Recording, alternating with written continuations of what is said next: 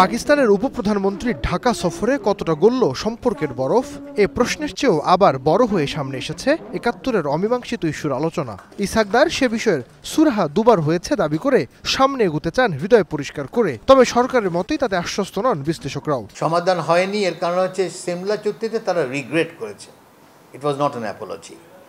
আর general Musharraf এসে বলছে যে যদি এরকম কিছু হয়ে থাকে, যদি আবার বসিয়ে দিয়েছে, কেন বসিয়ে দিয়েছে সেটা আমরা জানি না, তাই না? হয়েছে তো সবাই জানে, তাই না? একটা ইনজাস্টিস যে হয়েছে এটা তো অস্বীকার করার কিছু নেই। হামিদুর রহমান কমিশন, যেটা পাকিস্তান সরকারের কমিশন, তারাও সেটা স্বীকার করেছে। কাজে এখানে যদির কোনো স্কোপ তো নাই। তো যদি আপনি মনে করেন যে সংগঠিত হয়েছে, তাহলে তো আপনার দায় নিতে হবে, নৈতিক দায় নিতে হবে, আইনি দায় নিতে হবে, ক্ষতিপূরণের দায় নিতে হবে। এই সফরে ভিসা প্রত্যাহার, শিক্ষা, বাণিজ্য সহ কয়েকটি বিষয় হয়েছে ১ চুক্তি ও ৫ সমঝোতা।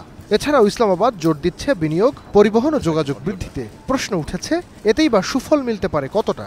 এবার আমাদের ৬৩ বিলিয়ন ডলারের টার্গেট নির্ধারণ করা, পাকিস্তান ৩২ বিলিয়ন ডলার, আমরা তো পাকিস্তানের ডবল। তো পাকিস্তানের জন্য তো এটা একটা বিরাট বাজার, পাকিস্তান সেই বাজারটা দেখছে।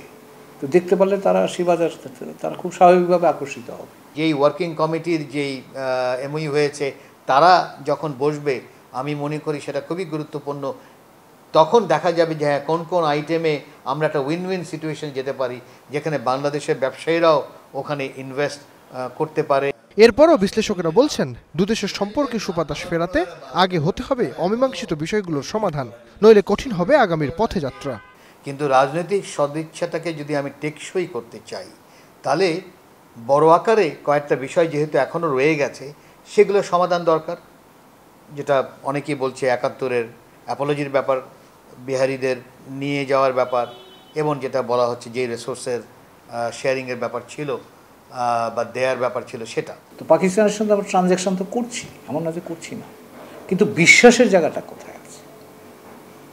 সম্পর্কটা গভীর হয় বিশ্বাসের ভিত্তিতে, আর ট্রানজ্যাকশন চলে তাৎক্ষণিক প্রয়োজনের আলোকে।